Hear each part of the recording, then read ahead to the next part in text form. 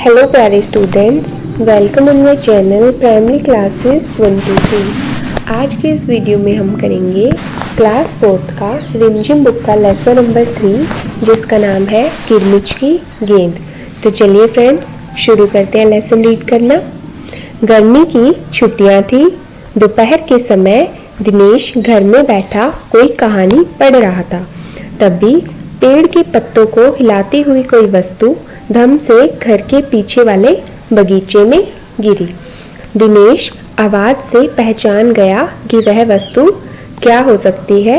वह एकदम से उठकर बरामदे की चीख सरका कर बगीचे की ओर भागा। गर्मी थी और दिनेश क्या कर रहा था, घर में था और कोई कहानी पढ़ रहा था। ठीक है, तभी उसे अचानक से एकदम से किसी चीज की धम से आवाज आई तो दिनेश को पता चल गया कि वह वस्तु क्या है। वह एकदम से बरामदे की तरफ भाग गया। अरे अरे बेटा, कहाँ जा रहा है? बाहर लू चल रही है। दिनेश की माँ मशीन चलाते चलाते एकदम जोर से बोली, परंतु दिनेश रुका नहीं। उसने पैरों में चप्पल भी नहीं पहनी। जून का महीना था। धरती तवे की तरह तप रही थी, पर दिनेश को पैरों के जलने की भी चिंता नहीं थी। वह जहाँ से आवाज आई थी उसी ओर भाग चला। दिनेश की माँ ने उसको बोला, बेटा इतनी गर्मी में लू में कहाँ जा रहे हो? कम से कम चप्पल तो पहन लेनी चाहिए थी। लेकिन दिनेश ने क्या किया, जल्दबाजी के कारण चप्पल भी नहीं पहनी। धरती बहुत ज़्यादा गर्म थी, इसलिए उसकी माँ को उसकी चिंता थी। सामने की क्यारी में भिंडियों के ऊंचे ऊंचे पौधे थे। एक ओर सीताफल की घनी बेल फैली हुई थी। सीताफल किसको बोलते हैं हम? कद्दू को। ठीक है, बहुत ज़्यादा भिंडियों के ऊंचे ऊंचे वहाँ पर पौधे लगे हुए थे और कद्दू की बेल लगी हुई थी। क्यारियों के चारों ओर हरे हरे केले के वृक्ष लहरा रहे थे। दिनेश ने जल्दी जल्दी भिंडियों के पौधों को उलटना पलटना आरंभ किया। क्या किया दिनेश ने, फटाफट से भिंडियों के पौधों को हटा हटा कर देखा कि उसे आवाज कहाँ से आई थी। जब वहाँ कुछ नहीं मिला तो उसने सारी सीताफल की बेल छान मारी। जब उसे भिंडियों में कुछ भी नहीं मिला तो उसने क्या किया, कद्दू की सारी बेलों को हटा हटा कर देखा। बराबर में ही घूस में गड्ढे बना रखे थे। ढूंढते ढूंढते जब उसकी निगाह उधर गई तो उसने देखा कि गड्ढे के ऊपर ही एक बिल्कुल नई चमचमाती किरमिच की गेंद पड़ी है।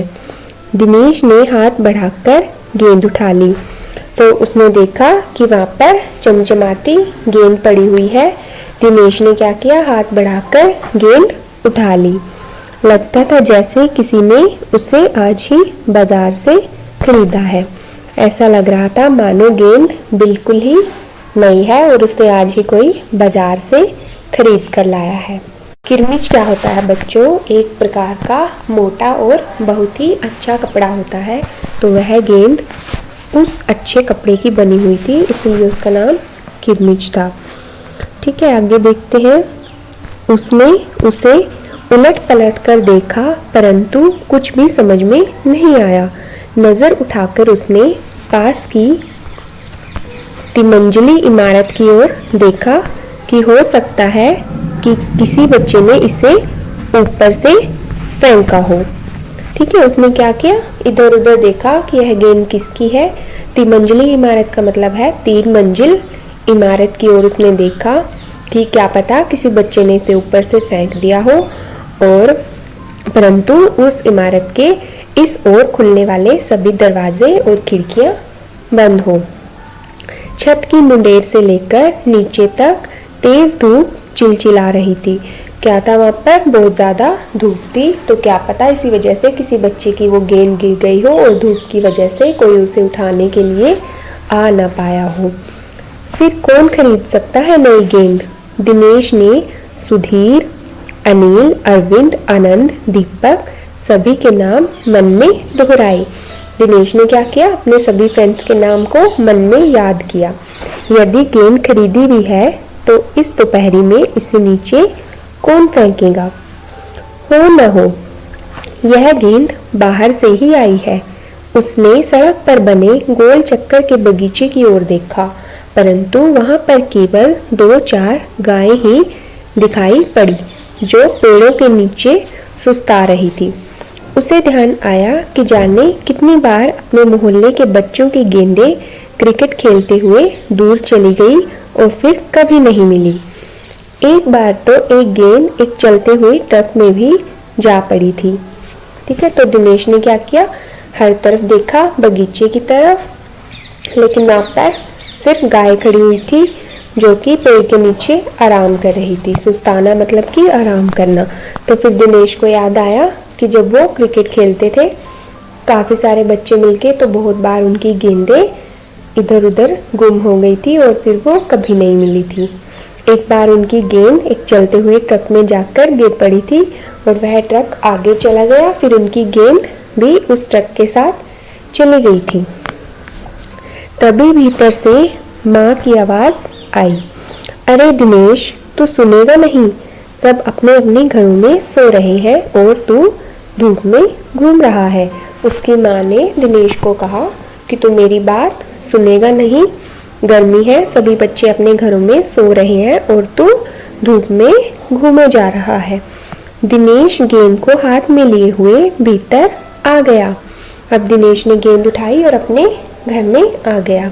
ठंडे फर्श पर बिछी चटाई पर वह लेट गया और सोचने लगा, भले ही यह गेंद मोहल्ले में किसी की न हो, परंतु ईमानदारी इसी में है कि एक बार सबसे पूछ लिया जाए।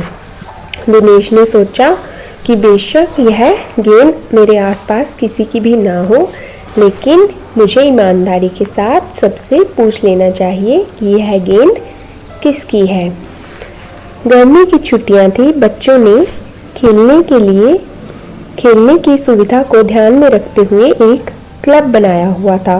उस क्लब में सभी बच्चों के लिए बल्ले थे और गेंद खरीदने के लिए वे आपस में क्लब का चंदा देकर पैसे इकट्ठा कर लेते थे। गर्मियों की छुट्टियों में बच्चों ने क्या किया हुआ था, अपना एक ग्रुप बनाया हुआ था। उसमें सभी के पास बल्ले थे और गेंद खरीदने के लिए वे आपस में पैसे इकट्ठा कर लेते थे।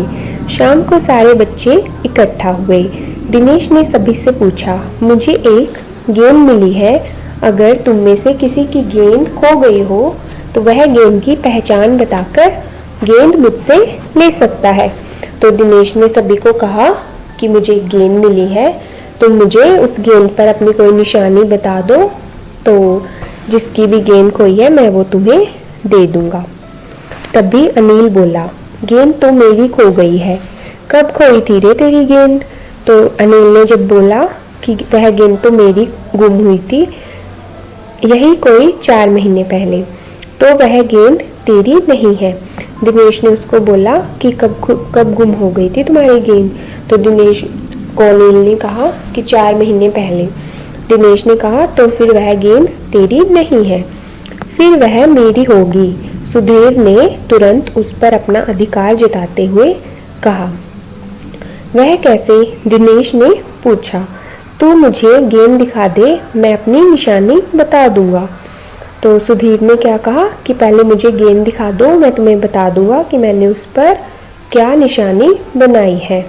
वाह, यह कैसे हो सकता है? दिनेश बोला, गेंद दिखाकर निशानी बताना कौन सा कठिन है, बिना देखे बता तब जानूं। तो दिनेश ने सुधीर को कहा कि ऐसे तो गेंद को देखकर कोई भी निशानी बता सकता है, पहले तुम बिना देखे उसकी निशानी बताओ, तब मैं तुम्हें गेंद दूंगा। तभी ऊपर से दीपक आया। दीपक अपना मतलब सिद्ध करने तथा अवसर पड़ने पर सभी को मित्र बना लेने में चतुर था। दीपक कैसा था? वह सिर्फ अपना काम निकालता था और जरूरत पड़ने पर सभी को फ्रेंड बना लेता था। गेंद की बात सुनकर दीपक बोला, गेंद मेरी है। कैसे तेरी है? सभी ने एक साथ पूछा। कल ही तो तू कह रहा था कि इस बार तेरे पापा तुझे गेंद लाने के लिए पैसे नहीं दे रहे हैं। मेरी गेंद तो 5 महीने पहले खोई थी, दीपक ने कहा। जब बड़े भैया की शादी हुई थी ना, तभी सुनील ने मेरी गेंद छत पर से नीचे फेंक दी थी। तो दीपक ने कहा कि मेरी गेंद 5 महीने पहले गुम हो गई थी। जब मेरे बड़े भाई की शादी थी तब सुनील ने उसको छत से नीचे फेंक दिया था। दिनेश अच्छी तरह जानता था कि यह गेंद दीपक की नहीं है। दीपक की गेंद 5 महीने पहले खोई थी और यह कभी हो ही नहीं सकता कि गेंद 5-6 महीने पड़ी रहे और उस पर मिट्टी का एक भी दाग न लगे। तो दिनेश को पता था कि वह गेंद जो उसको मिली है वह तो बिल्कुल नई गेंद है और 5 महीने पहले गुम हुई गेंद पर तो मिट्टी के काफ़ी सारे निशान लग जाते हैं। इस बार तेरे पापा तुझे गेंद लाने के लिए पैसे नहीं दे रहे हैं। दीपक ने यह भी बोला था कि मुझे पापा नई गेंद खरीदने के लिए पैसे नहीं दे रहे हैं। दीपक ने कहा, मैं कुछ नहीं जानता, गेंद मेरी है, वह मेरी है और सिर्फ मेरी है। तो दीपक जिद करने लगा कि यह गेंद तो सिर्फ मेरी है, मुझे यह गेंद दे दो। अरे जा जा, बड़ा आया गेंद वाला, क्या सबूत है कि यह गेंद नीचे फेंकी थी? अनिल ने पूछा। दीपक ने कहा, हाँ सबूत है, मुझे गेंद दिखा दो, मैं फौरन बता दूंगा। दिनेश ने देखा कि झगड़ा बढ़ रहा है। गेंद हथियाने के लिए दीपक सुधीर और सुनील का सहारा ले रहा है। वह जानता था कि यदि गेंद दीपक के पास चली गई तो ये तीनों मिलकर साथ में खेलेंगे। अच्छा, मैं गेंद ला रहा हूँ, परंतु जब तक पक्का सबूत नहीं मिलेगा मैं किसी को दूंगा नहीं, दिनेश ने कहा। दिनेश ने कहा, ठीक है, मैं गेंद ले आता हूँ, लेकिन जब तक मुझे सबूत नहीं मिलता मैं किसी को भी वो गेंद नहीं दूंगा। गेंद आ गई। दीपक उसे देखते ही बोला, यह मेरी है, यही है मेरी गेंद, यह लाल रंग का निशान मेरी ही गेंद पर था। वाह, सभी गेंदों पर ऐसे ही निशान होते हैं, अनिल ने दिनेश का साथ देते हुए कहा। दीपक ने फिर जोर लगाया, मैं अपने पापा से कहलवा सकता हूँ कि गेंद मेरी है। अरे जा जा, ऐसे तो मैं अपने बड़े भाई से कहलवा सकता हूँ कि गेंद दिनेश की है, अनिल ने कहा। कुछ भी हो, गेंद मेरी है, दीपक ने उसे धरती पर मारते हुए कहा। धरती पर टप्पा पड़ते हुए मेरी गेंद में से ऐसी ही आवाज़ आती थी। दीपक ने क्या कहा कि जब मैं अपनी गेंद से खेलता था धरती पर टप्पा मार के तो मेरी गेंद से भी ऐसे ही आवाज़ आती थी। मेरे साथ बाजार चल, दुकानों पर जितनी गेंदें हैं सभी के टप्पे की आवाज़ ऐसे ही होगी। अनिल ने फिर उसकी बात काट दी। अच्छी बात है, तो मैं इसे सड़क पर फेंक दूंगा, देखूं कैसे कोई खेलेगा। दीपक ने जैसे ही गेंद को सड़क पर फेंकने के लिए हाथ उठाया कि अनिल और दिनेश ने उसे पकड़ लिया। अब दीपक ने धुआं से होते हुए अपना अंतिम हथियार आजमाया। दीपक ने अब क्या किया?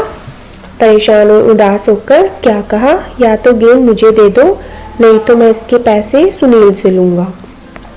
अब तो सुनील, दीपक और सुधीर का गुट मजबूत होने लगा था। तीनों का ही कहना था कि गेंद दीपक की है और उसे ही मिलनी चाहिए। दिनेश तब तक चुप था।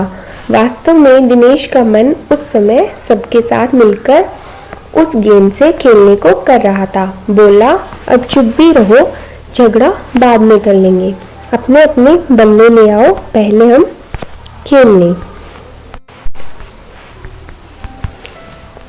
5 मिनट के भीतर ही खेल आरंभ हो गया। आरंभ का मतलब हो जाता है शुरू। दिनेश बल्लेबाजी कर रहा था। अभी 2-4 बार ही खेला था कि वह चमकदार नई गेंद एकदम जोर से उछली और दरवाजा पार करके सड़क पर जाते हुए एक स्कूटर में बनी सामान रखने की जालीदार टोकरी में जाकर गिरी। स्कूटर वाले को शायद पता भी नहीं चला। तेजी से चलते हुए स्कूटर के साथ गेंद भी चली गई। तो बच्चों ने खेलते खेलते जब बॉल को बल्ले से मारा तो वह बॉल जाकर स्कूटर की टोकरी में गिर गई और स्कूटर उस बॉल को लेकर चली गई। बच्चे पहले तो चिल्लाते हुए स्कूटर के पीछे भागे, परंतु जल्दी ही सब रुक गए। वे समझ गए थे कि स्कूटर के पीछे भागना बेकार है।